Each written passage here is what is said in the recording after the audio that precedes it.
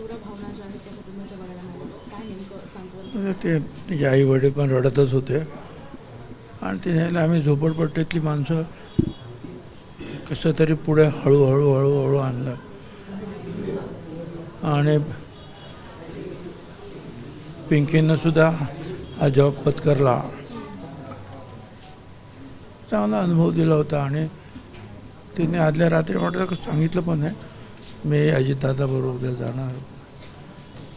आपल्या सगळ्यांना कल्पना आहे की फार अघटित अशी ती घटना घडली. मी स्वतः त्या विमानाचा जो चुराडा झाला तिथे गेलो होतो, सगळं काय पाहिलं. अर्थात हे का झालं, कसं झालं, याच्यामध्ये जवळजवळ मला वाटतं 5 लोक गेले. 5 गेले. एक दादा, एक पिंकी, एक पोलीस गेला आणि पायलट 2.